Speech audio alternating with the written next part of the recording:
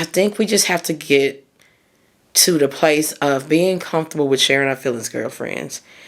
I think a lot of us may have not been comfortable with that before because we never had any safe spaces to do it in. Not just the toxic relationships, but even maybe in our upbringing. We just never had no one to really hear us, to really see us. And that's how I feel like you can sabotage it, because you're afraid of that component of it. No one just ever really seemed to give a fuck about how I felt.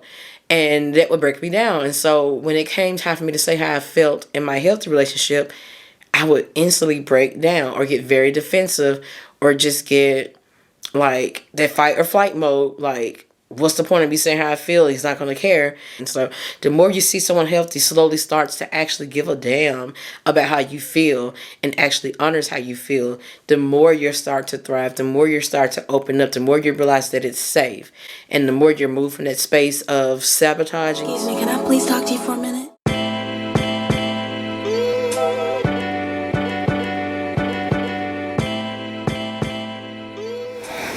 Hey girlfriend, it's your girl Kindall D, back with the Hey Girlfriend podcast.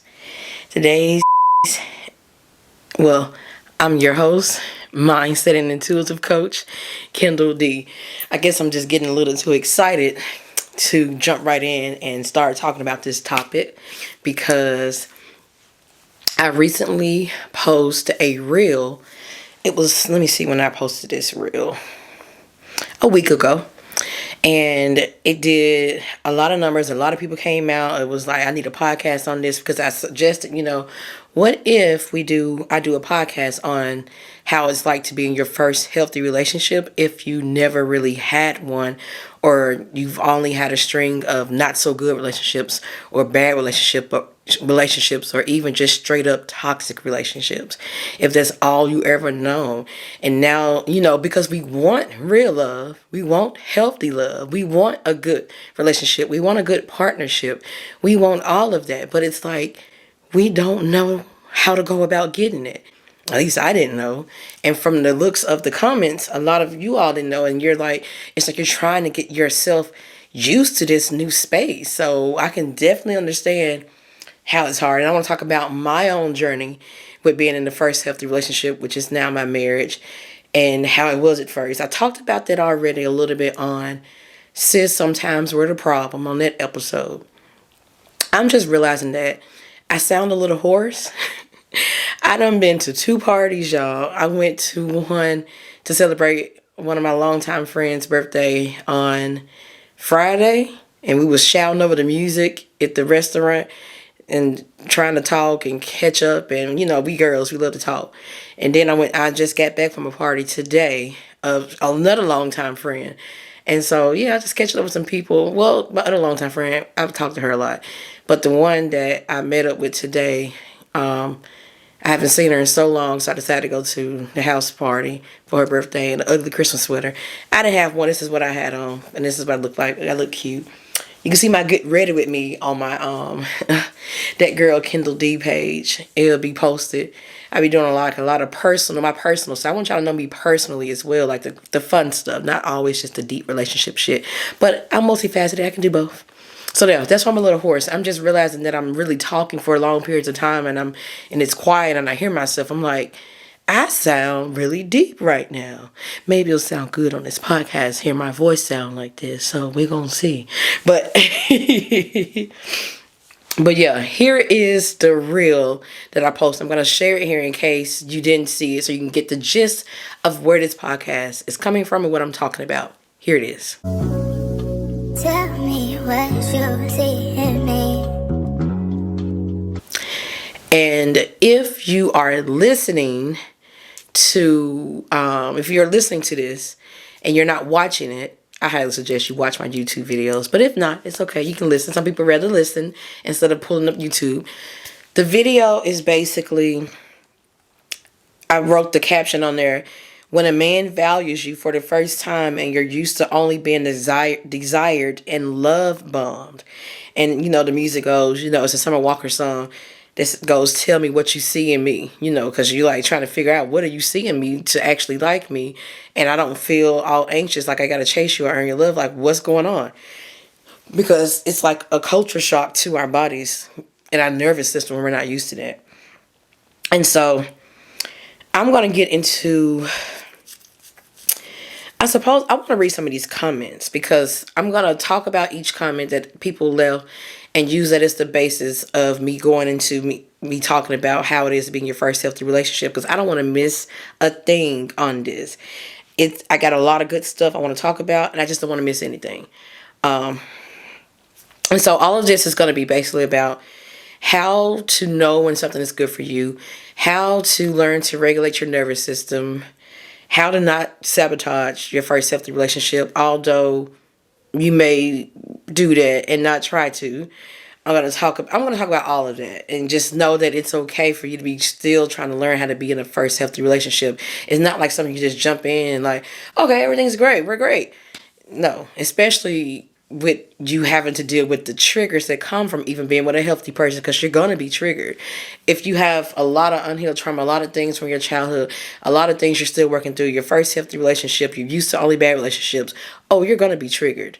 But that doesn't always mean that it's coming from a bad place. Something that I think we have to get used to realizing is that the healthy person means us well.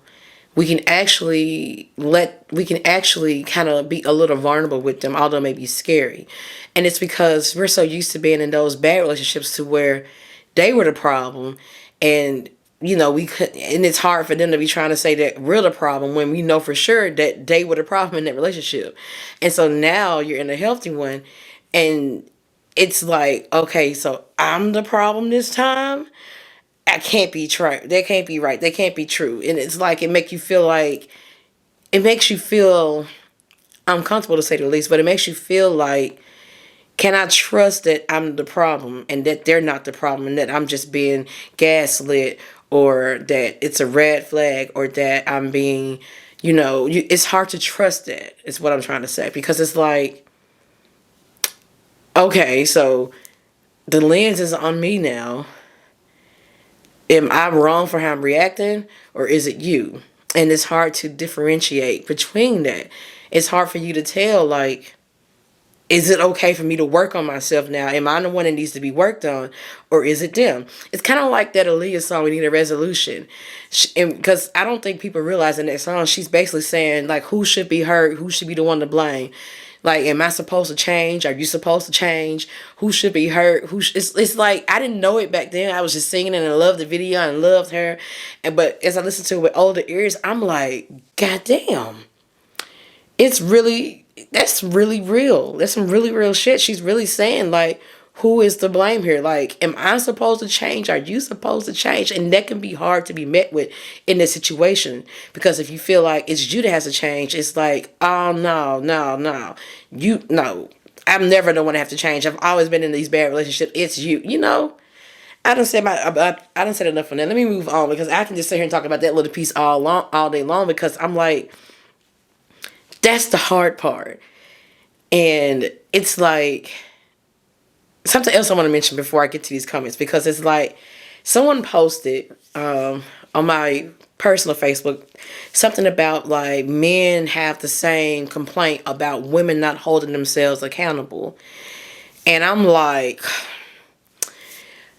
at first I was not triggered. At first I was ready to say, well, first of all, it's the man. I'm like, wait a minute. Let me calm down and come from a more mature psychological point of view, because it's true. But also at the same time, it is so important for a woman, anyone, to have a safe space to be able to hold themselves accountable.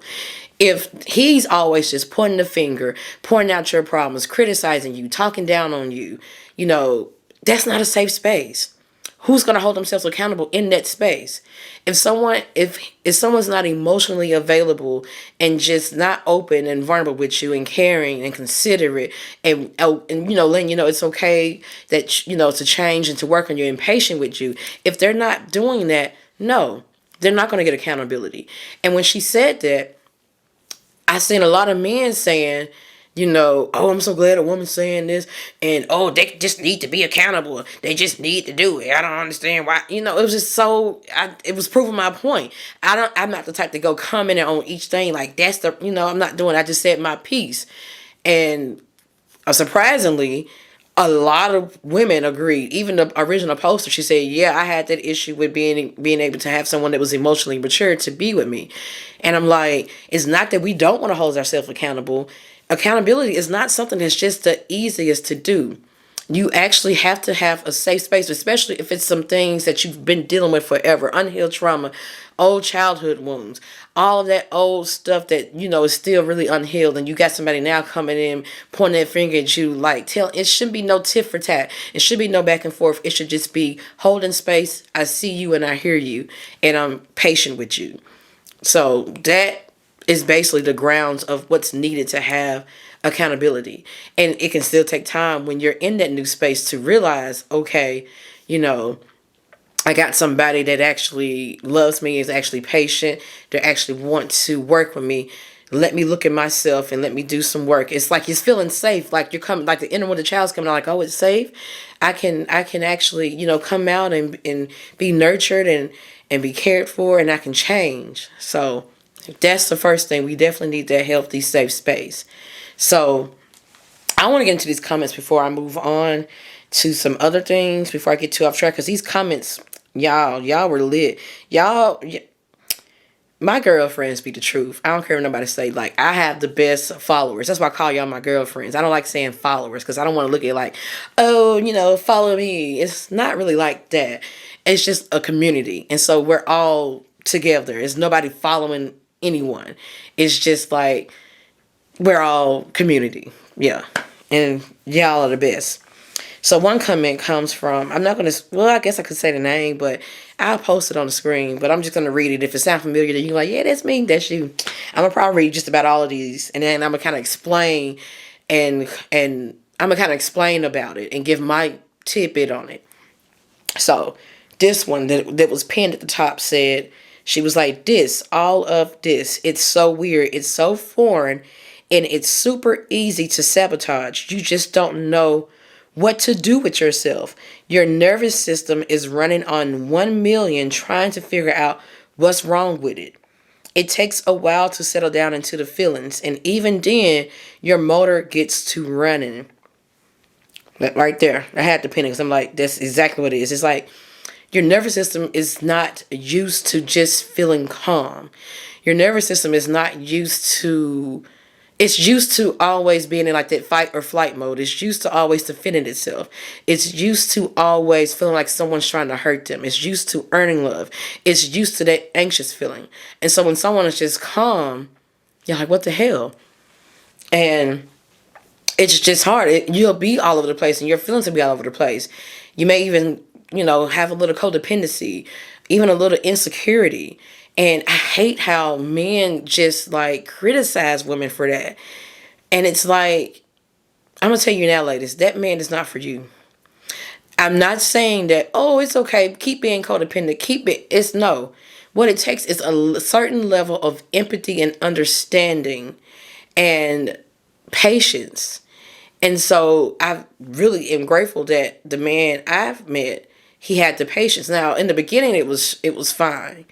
But as, we got deeper into it, and by that time we were in a relationship, and he fell for me, we fell for each other, we had some moments. But I think what helped him through it to realize that I'm worth working for and worth keeping and worth being patient for is that he saw my goodness. He saw through to all of it. So I'm telling you, all of you, even beneath all the nervous system dysregulation, the inner wounded child, your triggers, all of that, even beneath all of that, it's still you. You're still there. You're still a good person at the core. It is okay that you got a past and you're still trying to work through it. It's okay that you don't have all your healing done, because you can't do it all on your own. You cannot heal your full self on your own. All this, you got to be healed before getting into a relationship. You can heal as much as you can on your own, meaning you know your standards, you know your worth, you know what you want and don't want, you know what you will and won't stand for, you have boundaries, all of that. But to actually test all that out in a healthy space, it's easier said than done, but it can be done. I don't like saying easier said than done. It's not something that should go without having empathy. And so if a man, I don't like when men try to, make women feel wrong for that. That's why I said my tidbit on that post I was talking about how men say women don't hold themselves accountable. Y'all are not patient or empathetic enough, and y'all will never understand. And for that, you're never going to find a woman, because everybody you meet, every woman you meet is going to have some type of baggage. Is going to have something that happened to her. It's going to have some wounds that are not healing. Even men have this shit, but they act like, that they're perfect. Like, no, you got to be patient. Just like you want somebody to be patient with you. And it kind of reminds me of how it's like a full circle moment for me. Because I remember how patient I was with my ex in my last relationship. And how I saw beneath all of the ways he was acting, how he was treating me, all the cheating, all the women he would talk to and mess around with, all the babies he had, baby mamas, all that. I seen beneath all of that. And I knew that he was just a wounded person that just have never had anything real, had a bad childhood. I knew all that. And I seen the goodness in him, that he was a good person. Now, some can say, yeah, you're wrong for doing that. You can't do that. I wouldn't have stayed as long. The new me wouldn't have stayed as long. I probably wouldn't even went that way, because he was just a love bomber. But I don't regret it, because we're all going to have to be seen someday. It's just, I know that he had the choice to either change and realize that someone is genuinely loving them, and realize that they're hurting someone that genuinely loves them, and try to work and change that, or you can stay the same. And he decided to stay the same. And it's like, the same could be said for me. Like, I had to have someone be patient for me, be patient with me. And it's like, and it helped me to realize that I need to hold myself more accountable. And there's some things that's unhealed that I need to kind of work through, that I didn't realize that all this is bringing up. And I was so dysregulated. My nervous system was just all over the place. And I had to slowly reel that in and calm it down by him being just patient with me. So I want to get to another comment. Everyone's saying, like, yes, please do an episode on it. And let's see. This one says, this is so true. I'm with someone now and it's going slowly, and I don't have all these crazy butterflies. So it's easy to get in my head that we have no chemistry. So I'm trying to stay engaged and let things let things unfold slowly and naturally. And then someone commented this, just experienced this last night. He just held me, not trying to sleep with me sexually, just held me. I'm in my head wondering if he likes me, but we are new. He moving slowly, first time for me. I keep telling myself, just chill. Yes, ma'am. Yes, ma'am, this. Y'all, if y'all have listened to my other podcasts before, and you know that there were no butterflies when I met my husband, but I liked him. It was the strangest feeling in the world, because I'm like, I'm used to it. We're used to it. Women like us, we're used to it. We're used to being love bombed. We're used to it moving fast. We're used to feeling anxious. We're used to feeling excited because we're hoping that they like us. And where they slowly are being inconsistent in the beginning. Like maybe calling every now and then. And then you're jumping and dropping everything to go hang out with them. And it's like your emotions are all over the place. Because they're making them that way. Their inconsistency. And then they're hitting you with the, oh, you the one for me. Oh, I like you and this and that. You know, all of that, and you're feeling all of these butterflies. And usually it's the sweet talkers, the people that are really being all the future speaking and telling you all that you want to hear. And you're just like, oh my God, your heart beating out your chest because you're so excited. Like, this is it. And yeah, it never hardly works out. All that sweet talk, future faking, telling you I can see myself with you and all this. Quit telling me you can see yourself with me and just show me. That started to be my motto, and that's what I started appreciating more. Now I can say that, but in the same breath I can say when I started like experiencing it, my nervous system was like, what the hell going on? What is this? Why we ain't excited? Where are the butterflies? Why you ain't anxious? And it's because this is a healthy person that's actually moving slow. Something that we have to realize is that relationships have to move slowly, especially in the beginning. You have to give it time to grow, because you're trying to make sure that you genuinely like them, and they're trying to make sure they genuinely like you as well, and it's just letting it build and grow. And so you have to just settle into that And what helped me is I started pointing out the things that I liked. Instead of, looking for the excitement or the butterflies, I sat back and I started thinking more logically, like, okay, I like that he likes that. I like that about him. I like that he's honest. He seems so genuine. He seems so transparent. I like that it's an easy conversation. I like, I had to realize that, okay, I like him, but I was like, where are the butterflies? And I don't know what made me not run or sabotage it or just like, there's like chemistry. I don't like you. I don't know. But you know what? I do know. I take it back. I do remember now. I feel like because I declared out loud right before meeting him, what I really, really wanted and what was really important to me. And so I came in with that mindset of what I've already prayed for, what I've already said out loud. Like, I just want someone to treat me right. I want someone that's genuine.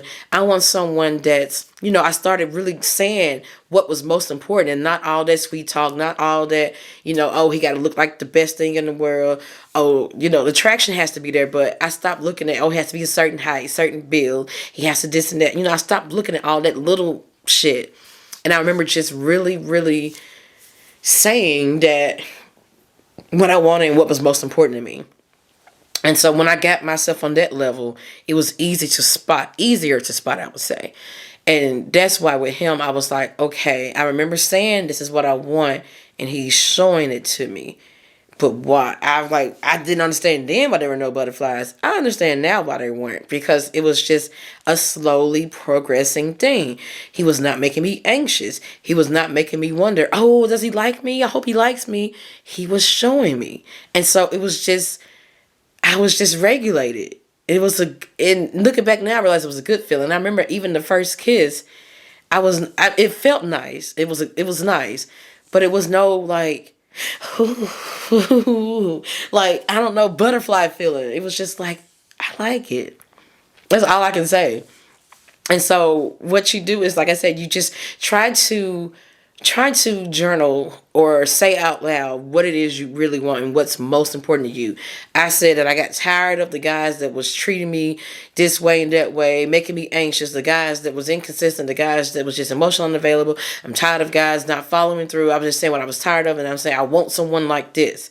And so it's like saying it out loud. Either write it out or say it straight up out loud, what you want and what you're ready for. And so therefore when you see it, you can start using that checklist. Like, okay, I did say I want that, check. I did say I want that. He's doing that. I like that. I like that. I like that. So that can help with that. Someone else said, I think this man might be my first healthy relationship, and I'm not used to this kind of treatment at all. I don't know why I feel so overwhelmed. The overwhelmed feeling is because it's the nervous system going all over the place trying to figure out what is going on. And it's you in your mind trying to figure out what's going on, because it's like you may be scared that you may be hurt again. You may be wondering why you don't feel butterflies. You may be wondering if this person is going to hurt you, break your heart. And then it's also, you may be wondering, are they really genuine? Like, you're used to people being one way and then flipping on you. And so now you have someone that's genuine and you're wondering, are they really this nice? Like, is this for real? And you're overwhelmed with trying to figure that part out.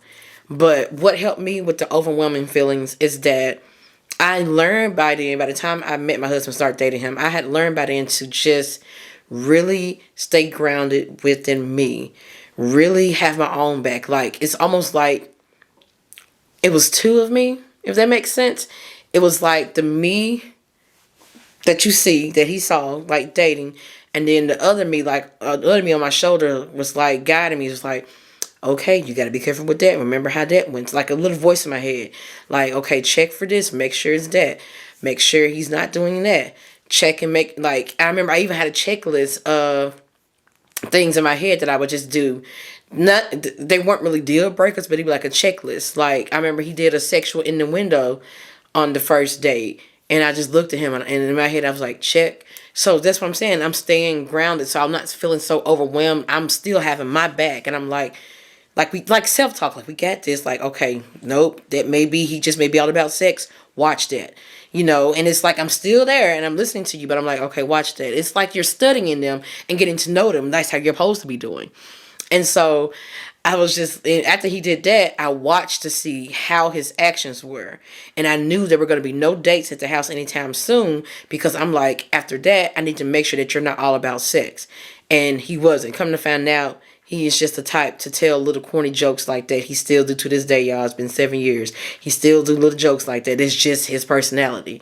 And I was just like, and after I seen that he wasn't about that, I started, I felt comfortable going there with him to have sex. I felt like, okay, he's not all about that, so I can try that with him and know that's not all he's after, if that makes sense. So you have to stay grounded in yourself, and this is why it's important to have that list and know what you want. And not saying you're not going to be overwhelmed at all, but when you start feeling it, just, if you have to, write it out, journal it out. Talk to yourself, have that little voice saying, okay, let me make sure this is right. I'm going to check for this. I'm going to keep watching for this. Let me see how he acts when this happens. Let me, you're just watching and you're learning and you're talking. You're not just jumping the gun right away, unless there's a straight up deal breaker or something just disrespectful flat out that's happened. But you're just taking your time and you're getting to know them. When you take your time, it eases the overwhelming feelings, I would say. Let's see, what else? Some people saying it was out of their comfort zone, for sure. And then someone said, so glad I read this. I'm used to the strong chemistry, intense feelings. Then poof, inconsistent, distant, and me feeling anxious. Yes.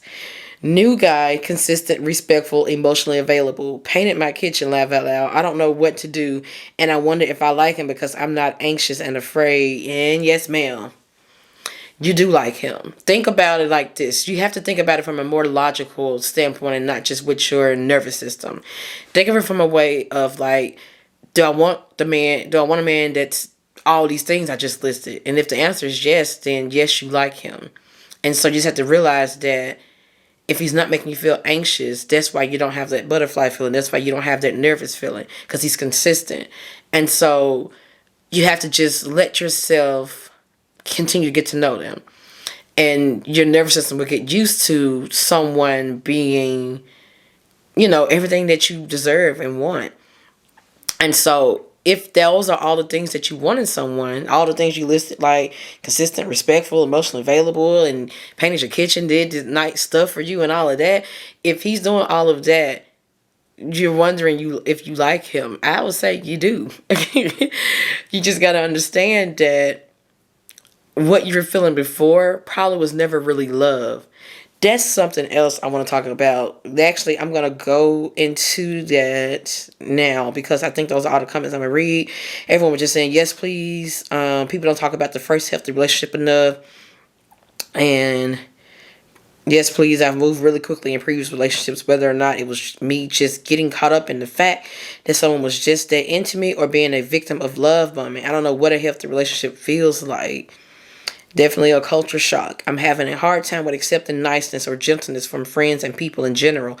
I know it's because of what I went through. It's hard. And it's taken me a minute to adjust to it as well. I keep telling him I think he's crazy. Everyone is saying, like, everyone feels the same way. Like, I just don't know. Like, this is different. It's just like it's what we've always wanted. But now you have it, and it's like, the hell? But yeah, I'm going to read my actual caption, because I may read it. I may have already said that stuff. But yeah. So what I was going to say, how a lot of times what happened with us is that we think it's love just because someone is showing us attention. Someone is sweet talking us. Someone may be love bombing us. And we think they're really into us when they're doing all of that. So it feels good. And it's like they're telling you what you want to hear. And it's because you probably have never really heard things like that before. If your self-esteem and self-worth have suffered, or even if you've just never really been in a real relationship, or if you've never just had anyone into you or interested in you, like, you can have high self-worth and still get caught up in love bombing, because they know what they're doing. It's a manipulation tactic. And so when you're getting caught up in that, you're thinking it's love. And then when they start being inconsistent, you start to kind of long for them. And that longing feeling can make it feel like that it's love, but it's really not. It's really just you wanting that back. That intermittent behavior is what's causing you to become addicted and causing you to feel like, okay, I love this person. And so that alone can make you feel like, okay, I thought this was love. And then when you have someone come along that is actually being genuine and consistent, and there's no chase, there's no wondering if this is going to work out. There's no wondering if they like me. It's none of that. And so when you don't have that, you feel like, okay, is this love? Because what I'm used to feeling is love is this, not this. And yeah, that's something that I had to get used to, understanding that love is actually common, and it doesn't have to be those anxious feelings that you had before, or where you were longing for someone, or chasing someone, or trying to earn their love, or trying to make them be emotionally available. When you're used to just doing all of that, because she's like, I need you to love me, I need you to act right. And it's like this feeling of just like, I don't see you a lot. And now when you're seeing them, you're just, oh, so excited. And I think some men know what the hell they're doing when they do this. They know that they can be all in, then pull it all away to make you feel like, oh, I need it back, and make you feel like you're in love with them. And I think men that are very insecure and don't know how to just present themselves as a full person, a real, genuine, authentic person, they do that. And it's like their way of getting the love that they never had. It's like their way of trying to control you and your emotions. And it's more than likely because they didn't have a lot of control over their emotions, over someone caring for them back in the day. Maybe there's a caregiver, a parent, grandparent, someone, whoever that was in their life, they may have felt like, I don't really have the control here, and they're inconsistent, and I'm wondering how they're gonna, make me feel. I'm wondering, I'm begging for their love. And so now that they're older, they're trying to control that. And the way they control that is by pulling away and the inconsistent and being avoidant. It's like, okay, you're not going to get the upper hand on me no more. You're not going to control my emotions. I'm going to control yours. So a lot of men know what they're doing, and they're doing it purposely. And a lot of men know that they're doing that, but don't know why they're doing that. And we don't know why we're falling for it, but it's probably for the same reasons that they have. We're both wounded in that same way. And so when you're wounded in that same way, that's all you're going to see.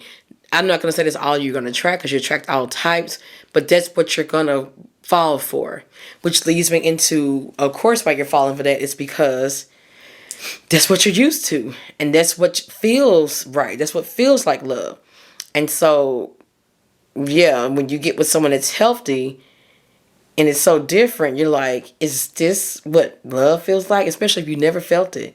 You never experienced it. Not even in your childhood. You don't know what it feels like. And so it's going to feel foreign to you. And you may sabotage it. You may not, without even trying. So let's get into how to not sabotage it, or how to try not to sabotage it, or how to bounce back if you do sabotage it. I'm just going to be real, because you may sabotage it. I know I probably did a few times, but I feel like what really, really, really helped me to not just run him straight off was that once I realized how I was acting, and him acting so calm, and him being so different, and him not, just down talking me, criticizing me, or trying to deliberately hurt me, it made me check how I was responding and acting. And I'm like, okay, you're the calm one here, and I'm acting a damn fool. And, and I'm like, I'm sabotaging this. What the hell? And so it's like that dynamic of like, if it's two toxic people together, y'all both want each other head. Oh, ain't nobody changing, because it's like, it's too many pointing fingers. But when you got at least one individual that's like, no, that's not how we do that. I never forget, my husband told me in the beginning, he was like, and I said something loud, and I kind of said it went off of him. He's like, whoa, we don't raise our voice at each other. And I was just like, damn, he got me being the bad guy now. And I'm like, shit. So now I gotta change how I talk. That's just one example, but what really helps you to bounce back from sabotage, because I'm gonna be honest, you may sabotage it a little bit or maybe a lot of it, but you can bounce back if you got someone patient. But what helped is if you be really, really vulnerable. You may be like, damn, that sounds hard. I want to tell you this. Being vulnerable is yours. A lot of people, especially a lot of women, feel like that them being vulnerable is what caused them hurt or pain in other relationships, because they were too open or they were just laying themselves all out. No, that was never the problem. The problem was that someone didn't cherish it and they weren't ready for that, because you may have been trying to be vulnerable to get them to be vulnerable. You may have been trying to be vulnerable to get them to be emotionally available. You may have been trying to be open and all of that because it's like you really was wanting them to see you, and you was transactional. And so whenever you use your vulnerability, it's like it's a transaction, like you're supposed to get something in return for it. You're going to probably get hurt from that. So I want you to treat your vulnerability like it's yours. And so in this sense, what I'm saying is that if you feel like you've sabotaged it, or if you feel like you will, or you have, whatever it is, anything to do with sabotage, or you messed up, be really real with him and say, you know what? Because this is where accountability comes in. And just be really real and say, I'm acting this way because I realize it's from this or that. Or maybe you could say, like, in my childhood, I dealt with that. Or in my last relationship, I dealt with that. I apologize if I'm doing it again, or, just bear with me. I'm sorry. It's just you holding yourself accountable, being very vulnerable and very real and transparent about what's going on. And I recall myself doing that a lot. And I think me doing that, instead of just saying, whatever, I don't got to change, it's all you, and just, doing that fight response or that flight response, like, whatever, I'm leaving you. And I've actually done the fight or flight response. And then I would come around and I'll just be really real and be like, you know what? I'm sorry. I just felt like this in that moment. And I just felt like that and this and that. When you really be real, whatever it is that's going on, if this is a safe person for you and you know that they haven't given you any reason to feel unsafe, they have not made you feel nervous, anxious, or any of that, they have not gaslit you, you can be open. It's safe to be open and vulnerable. Because while your vulnerability is yours and it's not something to be used as transaction, it is something that you have to be careful with who you share it with. And actually, if you feel like you have to be careful with sharing it with that person, you may have not gotten to know that person long enough, or they may not have shown you that they're a safe space. And so in that case, that's not something you want to be with. You always want to be able to feel like you're safe to be vulnerable, always. That's what makes the relationship healthy. That's what makes it grow. That's what makes it work. That's what makes it feel deep. That's what builds the connection. It's like, because you're going to get triggered and you're going to go through things with each other. You're going to have fights. You're going to sometimes sabotage it. You're going to have your fight or flight response kick in and make you want to fight them and go off on them and be angry, or make you want to just run and say, I'm done with this relationship, I'm leaving. You're going to have those feelings. But it's when you calm down, and especially if they're being calm, and you realize where you went wrong, and you come back and you just be straight up vulnerable, and then you grow from that. If you have someone that's patient with that and know and see the real you and know that you're a good person deep down, they're patient, then yeah. And I'm going to admit that you might, I don't want to say run away someone. It might not work out with someone, even if they've been patient and you didn't maybe, grow through it enough. I don't want you to down yourself. I don't want you to feel bad about yourself. I don't even want you to really blame yourself. Try to have compassion here and realize that you did your best, and then realize where you went wrong, and then take that growth and bring it into the next relationship. And then you just grow a little more and a little more, because sometimes the relationships don't last. Sometimes someone can be patient, but not patient as long as you need to heal. And that is okay. I want you to look at relationships as like experiences, and stop looking at it as like it's your end all be all, or that you really, it's okay to want it, but I want you to look at it. It's like it's really just an experience. And sometimes the experiences can last forever. Sometimes they can be short while. It doesn't mean it's a failure. It just means, okay, this was a part of my life. I needed this experience. I'm grateful for this experience. And now I'm going to grow from this and move forward. So look at it like that. But the self-sabotage and all of that, being vulnerable really, really helps. I was actually coaching someone one time. And I don't coach her anymore. I coached her for a while.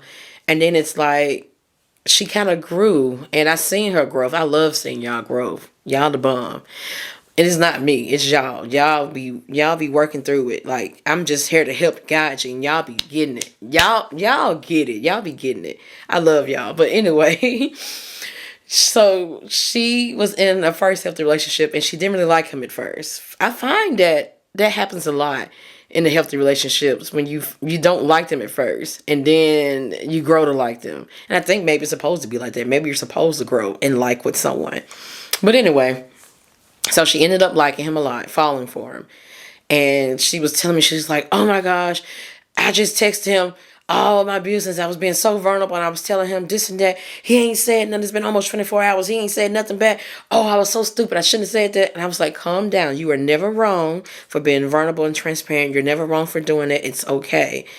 And then come to find out, he ended up responding kind of like the same way. It was beautiful. She was like, oh my gosh. She just said, yeah, I have some this and that things. I want to say all her business. Yeah, I have some things too from my past, and that was me and this and that. You know, they're both holding each other accountable, holding themselves accountable. And it's like she was dreading it. Like, oh my God, I was just so vulnerable. I'm selling all my business to him. But I'm like, if you like him and you feel safe with him and you're wanting to grow with him, you're gonna have to be vulnerable. And you're not wrong. You're never wrong for doing that.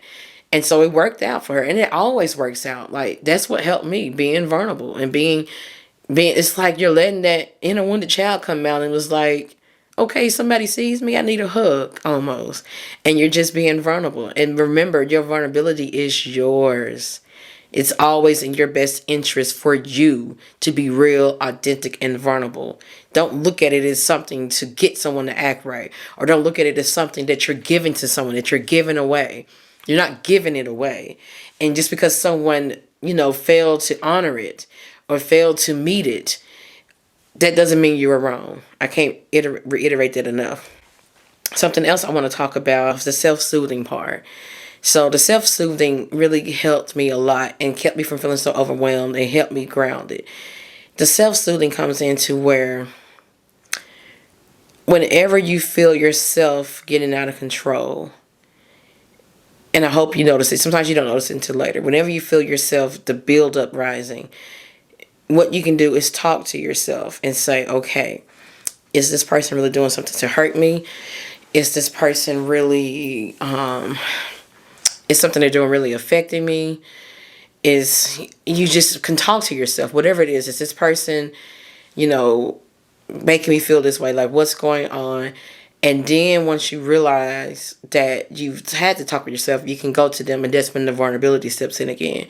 You can self-soothe your way through it, have a talk with yourself like, okay, I felt this way because of this. And tell yourself it's going to be okay.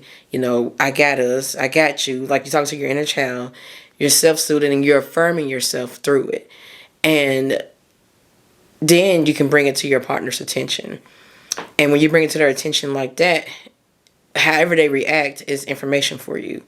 Meaning that if they're a healthy partner, they're going to probably react in a good way. I've always had good reactions when I came to my partner, like being actually real and vulnerable and just saying how I really felt and saying how he made me feel, instead of like going with that, blaming attitude. When you go to someone with that blaming attitude or accusatory tone and you're accusing them of how you're feeling, which they may be the cause of how you're feeling, but when you go accusing it, it's like you're saying for sure that that's what their intentions were when it may have not been.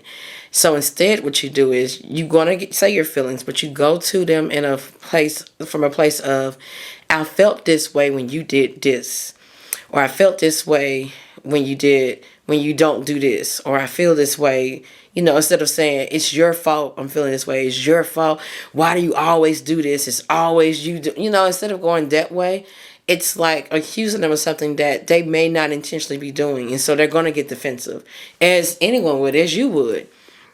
And so the key there is just going to a place, coming from a place of like, I just really feel like you don't, you know, want to spend time with me when you are, you know, don't do this, or when you're this or that. Or I just really feel like my feelings don't matter to you when you're late for, you know, coming home, or you're late for our date, or, you know, whatever it is. You know, I just really feel like this.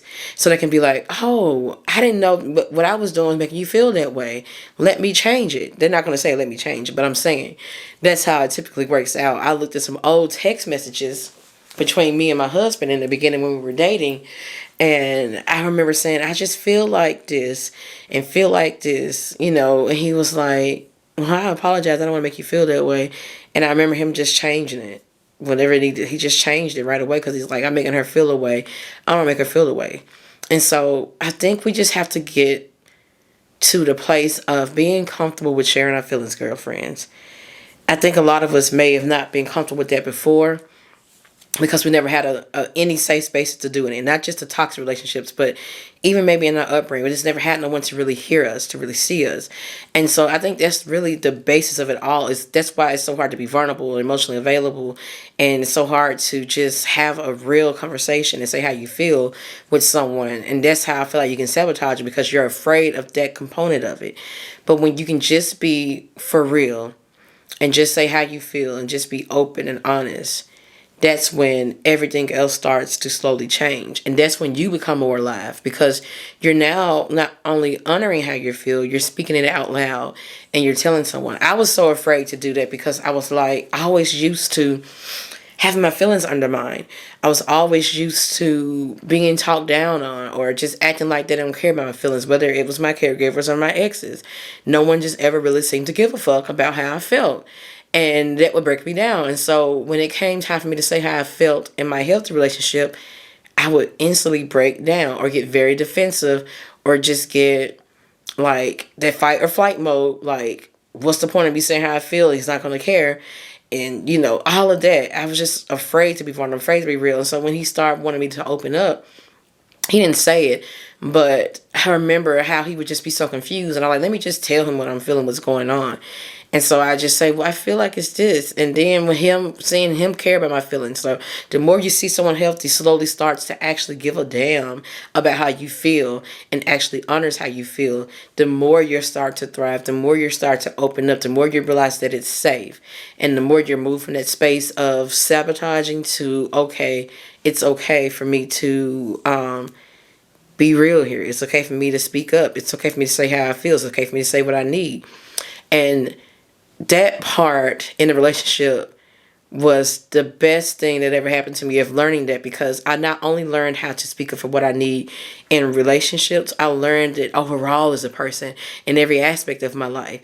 And I'm like, my feelings matter whether they care about it or not. If they don't care about it, that's information for me to know that, okay, they're not for me. They're emotionally unavailable. Let me move on. They don't care about my feelings. I don't care. You know, nope, they're not for me. And that's enough information for me to realize, okay, I need to move on to this. But I very rarely have had that happen, but I know how to do it now. I know how to speak for what I need. And even in my friendships, in my any kind of, in any relationship, anywhere in my life, any aspect of my life, even when I'm at my jobs or work and whatnot, saying, you know, what I need and what's important to me, and I need this, instead of asking or being, you know, or just going without, or acting like I'm nervous to ask, I can't be assertive. No, what I need matters. And because making me feel like that in this relationship, it instantly just helped me overall as a person. So I'm telling you, the growth can be so beautiful in a healthy relationship, your first healthy relationship. It's going to be triggering. It's going to be scary. It's going to be a lot of things. But I really feel the basis of it is the vulnerability. It's just being real about where you came from and what you're going through and what you're trying to heal through. And seeing that response, and I'm sure it's gonna be a good response, because they want the realness. Just like you want realness and authenticity, you know, they respect it too. And so it's like you just start to slowly realize that that's what's going to make this work, that it's safe to do this. And you just start to grow. I promise you. It's like, I can't get on here and lie and say, oh, you just do this and it's fixed. It's going to take work. But you can do it. It's not hard work. Well, you can do tough things. It may be a little difficult, but when you have someone patient and have someone that actually is for you, wants to work with you, someone that is patient, someone that is your safe space, all of that, it'll work. So, I feel like that's all I got on this, girlfriends. I went through, answered all y'all comments, said my own tidbits, said what I went through and how I grew through it. I went through everything on here to help you, maybe, to be in your first healthy relationship. So I hope this helped y'all. I hope this helped you to look at healthy relationships or yours in a different light and realize it's going to be okay. It is. It's going to be okay. But that's all I got for this podcast episode, girlfriends. Until the next one. Peace out.